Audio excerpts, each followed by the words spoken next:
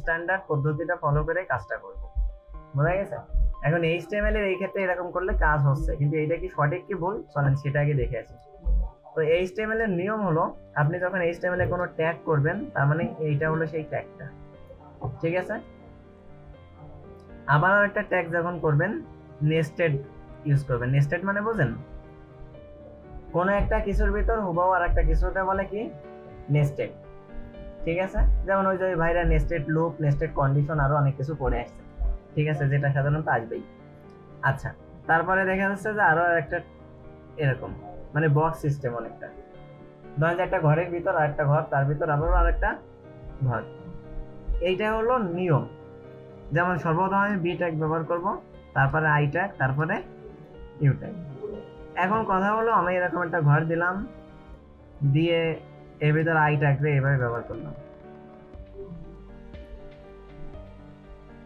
I ট্যাগকে ব্যবহার তো করছি, কাজ ঠিক করবে মানে আপনি ঘরের ভিতরে একটা বাক্স রাখবেন, সেখানে দেয়ালটারে ভেঙে রাখলেন, ঘরের ভিতরেই তো রাখতেছেন, সমস্যা নেই, 2 রুম আছে, সেই দেয়ালটারে ভেঙে রাখতেছেন, রাখা যাবে না? রাখা তো যাবেই, ঠিক আছে। এটা একটা টেবিল, সাপোজে কাজটা ভেঙে ওই পাশে রেখে দিলাম, রাখা তো যাবে, যাবে না?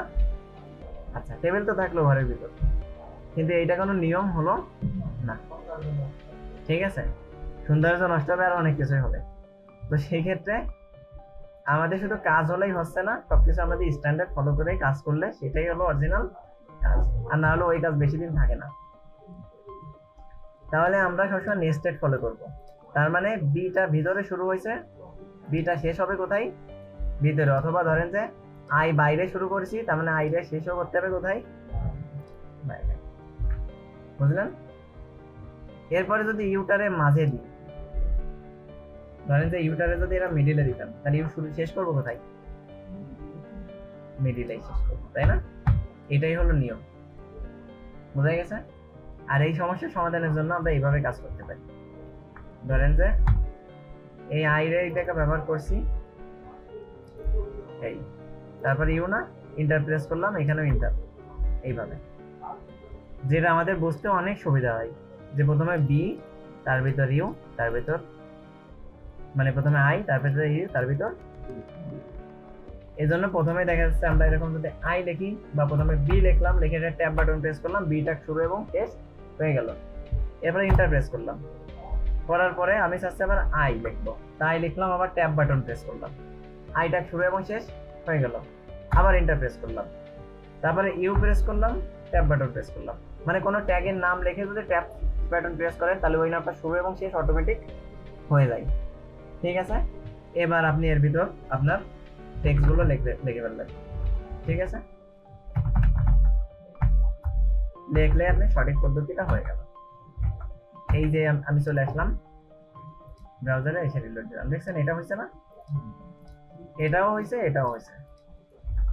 যেখানে একটাই আমি শুরু করেছিলাম বোল্ড দিয়ে, আর একটাই শুরু করেছিলাম ইটালিক দিয়ে, কোনো সমস্যা নেই, ঠিক আছে? আচ্ছা, এখন এই যে সিস্টেম একটার ভিতরে একটা, এটাতে নেস্টেড তো বলেই, আর এই যে স্পেসটা নিছি এটার বলে ইনডেন্টেশন। কি বলে? ইনডেন্টেশন, ঠিক আছে? কোনটা? স্পেসটা কিভাবে করে? আপনি যখন একটা ট্যাগ লিখবেন, যে কোনো একটা ট্যাগ, সাপোজ একটা বি ট্যাগ লিখলেন এইভাবে, ঠিক আছে? লিখে আপনি চাচ্ছেন এর ভিতর অন্য ট্যাগও আসবে আবার, ঠিক আছে? তাহলে আপনি একটা ইন্টার প্রেস করবেন, ইন্টার প্রেস করে এখানে আপনি লেখা শুরু করবেন, ঠিক আছে?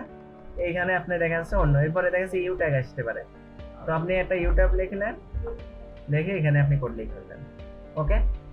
আর এই যে কয়টা স্পেস নেবে, একটা ইন্ডেন্ট সমান সমান সাধারণত একটা ট্যাব, আর একটা ট্যাব মানে হলো 4টা স্পেস, মনে থাকবে? একটা ট্যাব মানে কয়টা স্পেস? 4টা। সুতরাং একটা ট্যাব যদি আমরা নিই, তাহলে 4টা স্পেস জায়গা এখানে নেবে। তো দেখেন এখানে 4টা স্পেস জায়গা নিয়েছে, আমরা এটাও নির্ধারণ করে দিতে পারি, যেমন এরকম সিলেক্ট করে আমরা এই যে দেখছেন ট্যাব সাইজ কত দেয় এখানে, 4। আমরা এখান থেকে যদি এরকম 2 করে দিতাম, তাহলে ট্যাব সাইজ কত হয়ে যেত? 2 হয়ে যেত। প্রফেশনাল কাজ করার জন্য 2 ব্যবহার করা হয়, কারণ অনেক ট্যাগ একটার মধ্যে একটার মধ্যে একটা আছে, যাতে বেশি স্পেস না হয়। কিন্তু শেখার জন্য আমরা 4 ইউজ করবো, যাতে ভালো করে বুঝতে পারি কোনটার ভিতর কোনটা আছে। ক্লিয়ার? আচ্ছা, তাহলে আবারও এই স্যার একটা দাগ দিয়ে দিলাম যাতে এর পরের কোডগুলো আমরা এখানে বুঝতে পারি। আচ্ছা, এরপরে আমরা মূলত এখন হেডিং নিয়ে কথা বলবো। কি নিয়ে? হেডিং নিয়ে। তো HTML এ সাধারণত 6টা হেডিং আছে, আর হেডিং গুলো লেখা হয় এইচ দিয়ে। কি দিয়ে লেখা হয়? এইচ। তো হেডিং সাধারণত আছে কয়টা? 6টা। যেমন এই যে H1 2 3 4 5 আর 6। তো আমরা H1 লিখলাম, ট্যাব প্রেস করলাম, হেডিং কোড কয়টা? 1। সেভ করলাম, আর এডিট ব্রাউজারে যে রিলোড দিলাম, দেখেন এটা বড় করে আছে, কারণ এটা হলো একটা হেডিং। হেডিং তো আমরা সবাই চিনি, নিউজ পেপারে হেডিং থাকে না? থাকে। আচ্ছা, প্যারাগ্রাফের জন্য যে ট্যাগ ব্যবহার হয় সেটা হলো পি ট্যাগ। তো দেখেন এখানে সাপোজ লরেম লিখে দিলাম। আচ্ছা, লরেম চেনেন আপনারা? এই যে এই টেক্সটগুলো আসলো কোথা থেকে? আমি কোথা থেকে কপি করলাম এটা? আচ্ছা, এটা হলো ডামি টেক্সট। ডামি টেক্সট মানে হলো লরেম এমন একটা টেক্সট যে টেক্সটের কোনো মানে নেই, যে টেক্সটের কেউ কারোর নিজস্ব না। ধরেন আমি যদি একটা ডামি কিছু বানাতে চাই বা ডিমো কোয়ালিটির, কারণ দেখানোর জন্য একটা ডিমো, তো এটা একটা দেখা যাচ্ছে সার্ভে দেখাবো, তো আমি কিসের উপর করব? এইটা দেখা যাচ্ছে যে কোনো ধর্মের উপর করলাম, করলে কি হবে? দেখা যাচ্ছে যে সব মুসলিম ধর্মের উপর হয়ে গেল, একটা জাতিগত টান হয়ে গেল। কোন একটা দেশের উপর লিখলাম, লিখলে কি হয়ে গেল? ওই দেশের একটা টান হয়ে গেল। বা মনে হতে পারে যে এটা মনে হয় এইটারে ভালোবাসে, সেই জন্য লিখছে। তাহলে আমি লিখবোটা কি? এমন কিছু দরকার যা কোনো কিছুই না। ঠিক আছে, দেখা যাচ্ছে আকাশ নিয়ে লিখলাম, নক্ষত্র গ্রহ, মনে করলো ও জ্যোতির্বিদ্যারে খুব পছন্দ করে মনে হয়, ঠিক আছে না? তো এই জন্য লরেম, যেটা কারোর কোনো সম্পত্তি না, কোনো কিছু বিষয় লেখা হয় না, আর এই লরেমের কোনো মানেও হয় না, কোনো ভুলও নেই। বুঝলেন? এটাকে কি বলে? Lorem text. এই দেখেন, এর ইতিহাস পড়লে বুঝতে পারবেন। এই লরেমের বিষয় ডিটেইলস আপনারা জানতে পারবেন। বোঝা গেছে? এটা সাধারণত ডামি টেক্সটের জন্য ইউজ হয়, যেটা সাধারণত ডিজাইন পারপাসে আমরা ইউজ করতে পারি। ঠিক আছে? তো এতটা ক্লিয়ার সবাই? ওকে। তো লরেম আমরা আমাদের এডিটরে যদি আনতে চাই, শুধুমাত্র এরকম লরেম লিখবো। কি লিখবো? লরেম লিখে ট্যাব প্রেস করবো, করলে আমার একটু লেখা দিয়ে দেবে ইচ্ছা মতো। বোঝা গেছে? যে লেখার কোনো মানে নেই, কোনো অর্থ নেই, নেই কোনো কিছু, যদি আমরা এখানে যাই, ইচ্ছা মতো বলছে ভুল বল।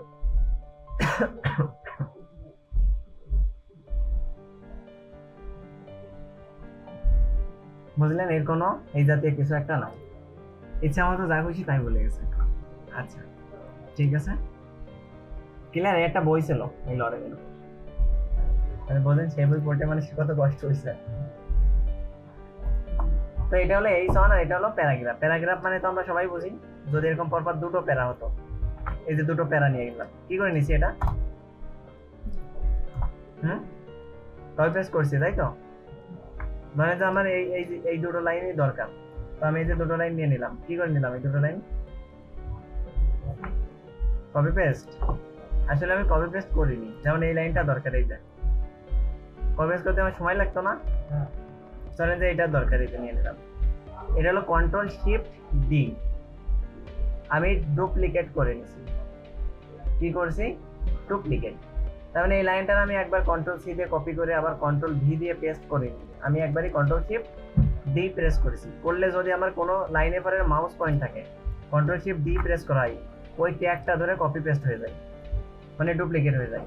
আবার যদি একটা নির্দিষ্ট অংশ এরকম সিলেক্ট করে আপনি কন্ট্রোল শিফট ডি প্রেস করেন, তাহলে ওই নির্দিষ্ট অংশটা ডুপ্লিকেট হয়। ঠিক আছে? বোঝা গেছে? সুতরাং এইটার পরে এরকম মাউস নিয়ে যদি কন্ট্রোল শিফট ডি প্রেস করে এই লাইনটা ধরে এটা ডুপ্লিকেট হয়ে গেল, সেক্ষেত্রে আমার কপি বা পেস্ট করার কোনো দরকার নেই। যে এই যে দেখেন, এটা তো কপি করলাম, সাপোজ এখন কন্ট্রোল শিফট ডি প্রেস করলাম, ডুপ্লিকেট হয়ে গেল। কিন্তু দেখেন পেস্ট যদি আমি করি, ডিউটি ছিল আমার কপিতে, মানে আমি কপি ডুপ্লিকেট আর কপি পেস্টের মধ্যে পার্থক্য আছে। ঠিক আছে? আচ্ছা, এখন কথা হলো দুটো প্যারা যদি দিই তাহলে কি হচ্ছে? এই যে একটা প্যারাগ্রাফ আর একটা প্যারাগ্রাফ, আমরা তো ছোটকালে প্যারাগ্রাফ লিখছি অনেক, তাই না? Journey by bus, journey by train, এটা তো আবার কি চলে এসেছিল। আচ্ছা, সেই সাথে দেখাচ্ছে আমি লাইভ একটা প্যারাগ্রাফ লিখে ফেলাইছেন, মানে এক প্যারায় লিখে শেষ করে ফেলাইতেন, তাই তো? ছোট্ট একটা প্যারা লিখতেন। আচ্ছা, তো এটা গেল H1। তো চলেন এরপরে আমরা বাকি হেডিং গুলো দেখি। এই দ্বিতীয় হেডিংটার নাম হলো H2, ঠিক আছে? এখন আর একটা বিষয় দেখেন তো, আমার এইখানে তো আমি কোনো বলিনি, ব্রেক বলিনি, কিন্তু নিচেই কেন চলে আসলো? এটা হলো হেডিং এর জন্য। পরপর দেখেন দুটো হেডিং যদি এভাবে ব্যবহার করেন, তাহলে দুটো হেডিং এ দেখেন নিচে নিচে, বা দুটো প্যারাগ্রাফ হয়েছে কোথায়? নিচে নিচে। এটা কেন? কারণ হলো এইটা ব্লক ট্যাগ, এটার এই ট্যাগের নাম কি? ব্লক, যা এক লাইনটা ব্লক করে। দেখেন হেডিং কোনোদিন এক লাইনে দুটো হেডিং থাকতে পারে? যেমন এমন হতে পারে যে জিম্বাবুয়েকে 1 রানে হারালো বাংলাদেশ, আবার পাকিস্তানকে 4 রানে হারালো দেখেছি ইন্ডিয়া। এরকম থাকে দুটো একসাথে? কখনোই দুটো হেডিং একসাথে থাকে না, ঠিক আছে? অন্য কোথাও যে থাকতে পারে, কিন্তু ওই জায়গায় সেম জায়গায় থাকবে না। এই জন্য এটা হলো ব্লক। ব্লক অনেক ট্যাগ আছে, ঠিক আছে, যে ট্যাগগুলো সাধারণত এই ট্যাগগুলো দ্বারা ব্লকই করা হয়। যেমন প্যারাগ্রাফ, এই সাধারণত ব্লক করে রাখে, ঠিক আছে? আবার এই যে যে বোল্ড, ইতালিক, আন্ডারলাইন এক লাইনে ধরেছে না, এইগুলো হলো ইনলাইন ট্যাগ। কি ট্যাগ? ইনলাইন, শুধু ইংলিশ শব্দ এগুলো, আর কিছু না। এক লাইন ট্যাগ, একটাই বাংলায় বললে এক লাইন ট্যাগ। আর এটা হলো ব্লক ট্যাগ, এক লাইন ধরে কি করে? দখল করে রাখে। ক্লিয়ার? চলেন এবার আমরা H2, তো এখানে বলে দিই দিস ইজ হেডিং 2। তো এটার আবার কন্ট্রোল শিফট ডি আমি আরো কয়েকটা করে নিলাম, ঠিক আছে? করে নিয়ে আমি এইগুলোরে সব চেঞ্জ করব।